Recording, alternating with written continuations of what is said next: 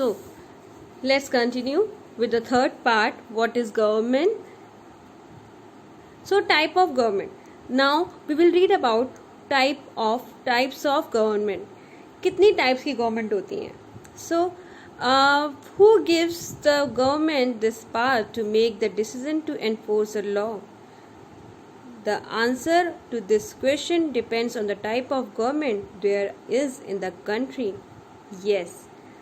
हम गवर्नमेंट को ये अथॉरिटी कौन देता है कि वो हम पे रूल कर सकें या हमें कंडक्ट कर सकें, हमें रूल्स फॉलो करवाने के लिए एनफोर्स कर सकें? कौन देता है? It's depend on which kind of government is ruling on that particular country. Like there is a two type of government. One is democratic government and other is monarch government. So हम यहाँ पे पढ़ेंगे कि यहाँ पे दो तरह की गवर्नमेंट होती है. एक होती है डेमोक्रेटिक और दूसरी होती है monarch. So in the people who in democracy it is the people who give the government this power. क्या होता है किसमें? डेमोक्रेसी में क्या होता है? डेमोक्रेटिक गवर्नमेंट में हम होते हैं. We are the people who give the power to the government. Like democracy, in a democratic government the rules are elected by people. Democracy is defined as the government by the people, for the people and of the people. In the system, power is transferred from the ruler to another on the basis of people's choice. Yes, this is the example of democracy. So, who give the power to the government in democracy? We people. We elect. क्या होता है? Particular person जो है वो election के through elect होता है, फिर उसे मेजॉरिटी ऑफ वोट के अकॉर्डिंग जो है वो क्या होता है, उसी डिसीजन होता है. पीपल की मेजॉरिटी ऑफ वोट्स की वजह से ही जो है वो जो इलेक्शन में लीडर्स, जैसे कई सारी पार्टीज़ के आपने देखा ही होगा कि वो जो है खड़े होते हैं और फिर उसके बाद जिसको मेजॉरिटी ऑफ वोट मिलता है वो जो है इलेक्ट होता है और उसको जो है वो पोजीशन मिलती है. लाइक प्राइम मिनिस्टर और आपके chief minister is a part of that only. ठीक है, तो वहाँ पे जो है लेकिन मोनार्क्स में क्या होता है? मोनार्क में क्या होता है? किंग और क्वींस होते हैं. Earlier in R India also. हमारे इंडिया में कौन सी गवर्नमेंट है? आप सबको पता है हमारे इंडिया में डेमोक्रेटिक गवर्नमेंट है. लेकिन इससे पहले मोनार्क्स भी थे. पहले हमारे यहाँ कौन शासन करता था? राजा रानी, है ना. आप लोग को तो पता ही है ये सारी चीज़ें. लाइक जैसे राजा अशोक, द ग्रेट अशोका. ठीक है, सो उसमें क्या होता था? The power maker who make the decision, the government run. तो वहाँ पे कौन डिसीजन लेता था? राजा और रानी डिसीजन लिया करते हैं. लाइक क्वीन, आपने देखा होगा ब्रिटिश में क्वीन एलिजाबेथ हैं, जैसे क्वींस हैं, तो उस से ये लोग लेते हैं. ठीक है ना. आपने कोरियन में देखा होगा जैसे कि आपके वहाँ पे क्या होता है? मोनार्क्स हैं, वहाँ पे कोई इलेक्शन नहीं होता. वहाँ पे generation by generation rule over करते हैं. जो ज़्यादा पावरफुल होता है वही रूल करता है. तो इसी तरीके से the monarchs may have a small group of people to discuss matter with, but the final decision making power remains with the monarch. तो मोनार्क कौन होते हैं? मोनार्क मीन्स किंग और क्वीन. तो उनके पास एक छोटे सा ग्रुप होता है जिसमें कि वो लोग डिसीजन में उसको डिस्कस करते हैं. लेकिन लास्ट किसका होता है? लास्ट एंड वन आंसर होता है किसका? मोनार्क का, यानी कि किंग एंड क्वीन का. तो लेकिन ऐसा यहाँ पे डेमोक्रेसी में नहीं होता. डेमोक्रेसी में किसका होता है? देखिए, आप हर चीज़ के लिए एक्शन भी ले सकते हैं. Government is responsible to give you the answer also. Government can explain its action to you also. Government जो है अगर वो कुछ भी ऐसा चीज़ करती है जो यहाँ की सिटीज़न को नहीं पसंद है, जनता को नहीं पसंद है, तो उसके खिलाफ इजीली जो है वो एक्शन, मतलब वहाँ पे कहते हैं ना धरना करती है. और आपने देखा ही होगा नरसी में किस तरह से धरना किया गया था, या बहुत सारी चीज़ों के लिए जो है ऑब्जेक्शन उठाया जाता है. ये सिर्फ डेमोक्रेसी में ही होता है. आप मोनार्क में ये एक्सपेक्ट नहीं कर सकते. मोनार्क में क्या होता है कि जो डिसीजन होता है वो किंग एंड क्वीन का फाइनल डिसीजन होता है, फाइनल एंड लास्ट डिसीजन. उसके बाद उसके लिए कोई इफेक्ट बट नहीं होता और कोई भी जो है उनके डिसीजन को डिफेंड नहीं कर सकता.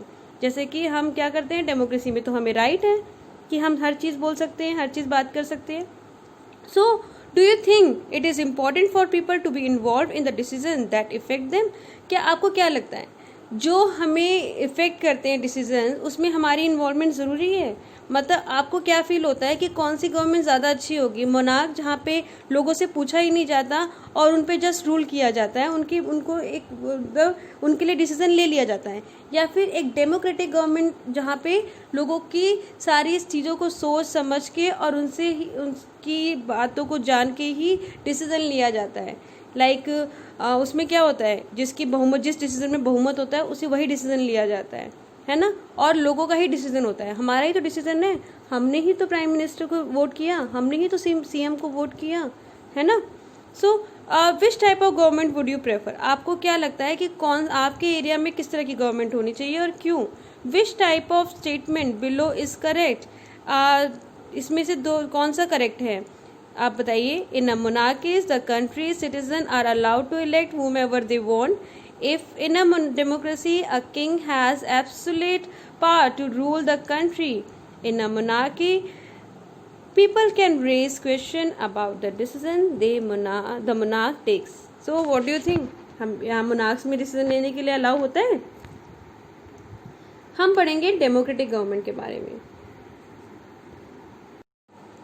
Democratic government in India is a democracy. आपको पता ही कि इंडिया में डेमोक्रेसी है। This achievement is the result of long and eventful struggle of the Indian people. ये ऐसे ही नहीं आई। अगर आज हम एक फ्रीडम कंट्री में हैं, अगर आज हम एक डेमोक्रेटिक कंट्री जहाँ पे हमारी बातों की वैल्यू है, जहाँ पे हमारी वैल्यू है, जहाँ पे हम खुद अपने डिसीजन को ले सकते हैं, वो ऐसे ही नहीं हुआ है। This is after the more struggle. In behind this freedom there is a lots of struggle for the democracy, to have a democracy. You now know that the main feature of the democracy is that people have the power to elect their leaders. So in the sense of democracy is ruled by the people, the basic idea is that people rule themselves by participating in the making of these rules. Democratic government in our times are usually referred to as representative democracies. In representative democracies, people do not participate direct but instead choose their representatives through an election process.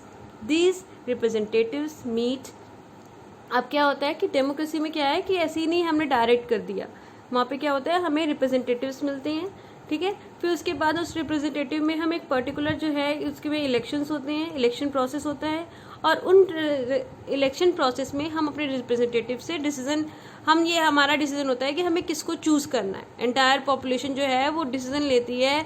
वो जैसे हम लोग जाते हैं election लेते हैं, हम देखते हैं ना कि कौन हमें ज़्यादा हमारे लिए फैसिलिटी प्रोवाइड कर सकता है, या कौन हमारे देश को ज़्यादा अच्छा चला सकता है, कौन। हर इंसान अपने अपने लेवल पे अपनी अपनी फैसिलिटी के बारे में सोचता है, अपनी अपनी सहूलियत के बारे में सोचता है। जो भी इंसान वोट देता है वो अपने बारे में सोचता है कि हम अगर इस गवर्नमेंट को वोट देंगे तो उसके बदले हमें क्या मिलेगा।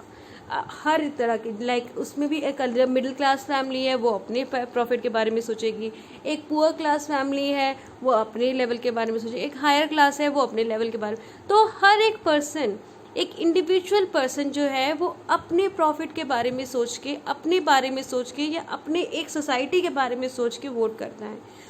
और वो जो वोट करता है वो कैसे करता है और हमें कैसे पता चलेगा? यहाँ पे क्या होता है कि डेमोक्रेसी जो रिप्रेजेंटेटिव्स होते हैं वो अपनी अपनी बातें रखते हैं हमारे सामने, अपने अपने प्रपोजल्स रखते हैं, और उसमें से हमें जिसका प्रपोजल पसंद आता है वो हम उसे चूज़ करते हैं, जो कि किसके थ्रू होता है? Universal adult franchise. आपको पता है कि only adult can give the vote, allowed to vote. Adult means what? After the 18. In India, the adult category is after 18. If you are above 18, then you are allowed to vote. But it is not always like this. Can you believe that there was a time when the government did not allow women and poor to participate in election? पर ये पहले ऐसा नहीं था। आपको पता है कि बहुत सारा स्ट्रगल हुआ है। पहले क्या होता था? पहले वुमेन और पुअर को अलाउड ही नहीं था। अर्लीस्ट जो था सिर्फ मैन जिनकी खुद की प्रॉपर्टी हुआ करती थी और जो पढ़े लिखे होते थे सिर्फ उन्हीं को अलाउ था वोट करने के लिए। This mean the women, poor and property-less people were not allowed to vote. The country was governed by the rules and regulation that these few men made. और ये कुछ मैन मेड के through ही जो है country जो है वो अपने रेगुलेशन बनाती थी और गवर्न करती थी. In India, before independence, only a small minority was allowed to vote. और इंडिया में बिफोर इंडिपेंडेंस के ये सिर्फ इंडिया में ही नहीं था. डेमोक्रेसी आज जहाँ जहाँ है वहाँ पे बहुत स्ट्रगल हुआ है हर एक जगह पे. जैसे नेल्सन मंडेला ने आपने देखा होगा स्ट्रगल किया, तो इसी तरह से सब ने बहुत स्ट्रगल किया है. किसके लिए? एक फ्रीडमफुल कंट्री के लिए. जहाँ जहाँ डेमोक्रेटिक कंट्री है वो ऐसे ही इजीली नहीं हो गई है. ठीक है, पहले क्या होता था, एक बहुत माइनॉरिटी में वोट दिया जाता था. ठीक है, फिर determine to the fate of the majority. Several people include Gandhi ji were shocked to unfairness of this practice and demanded that all adults have to right to vote. तो उसमें क्या होता था, पहले मेजॉरिटी किसकी होती थी? वही जो सब बड़े बड़े लोग होते थे, पैसे वाले पढ़े लिखे, उन्हीं की होती थी. फिर गांधी जी ने और बहुत सारे लोगों ने इस अनफेयरनेस के पीछे के लिए दे वॉज वेरी शॉक्ड, और उसके लिए उन्होंने राइट टू वोट के लिए उन्होंने स्ट्रगल किया. उन्होंने क्या कहा कि उन्होंने ये डिमांड किया कि हर एडल्ट को वोट करने के लिए अलाउ होना चाहिए. एडल्ट, इसमें मैन वुमेन पुअर कुछ नहीं आता, एडल्ट आता है बस. This known as universal adult franchise. और इसी तरह से इसे क्या माना गया? Adult, universal adult franchise. Writing in the journal Young India in 1931, Gandhi said, "I cannot possibly bear the India that a man who has got wealth should have the vote." Gandhi ji ने अपने जर्नल में लिखा भी है कि वो बिल्कुल भी ये बियर नहीं कर सकते थे कि सिर्फ मैन, वो आदमी जो जिसके पास खुद की प्रॉपर्टी है, जो पूंजीपति है, वही वोट कर सकता है, ना कि जिसके पास कुछ भी नहीं है और जो बिल्कुल भी पढ़ने लिख नहीं पाया वो वोट नहीं कर सकता, वुमेन वोट नहीं कर सकती. तो उन्होंने ये कहा कि that are man who works honestly by the sweat of his brow day in day out should not have the vote for the crime of being a poor man. तो ये क्या एक क्राइम नहीं है? अब एक आप ये सोचिए, जो इंसान खून पसीना बहा के अपना काम कर रहा है, अपनी जो है वो अपने रात दिन जो है वो अपने पूरे धूप में हर जगह से वो खड़े होके वो जो है मेहनत कर रहा है, और उसको वोट देने का अधिकार ना देना एक क्राइम है. एक गरीब इंसान को वोट ना देने का अधिकार देना, इट्स अ क्राइम. एक पूंजीपति जिसके पास सब कुछ पहले से ही है, उसको जो है देना, उसको जो वोट देने का अधिकार देना, और एक जिसको ज़रूरत है सच में सहूलियत की, फैसिलिटी की, उसको वोट देने का अधिकार ना देना, it's a justice? No, it's not justice. So this is the picture of the election in a rural area. ये भी एक पार्ट है आपका यूनिवर्सल एडल्ट फ्रेंचाइजी में जो है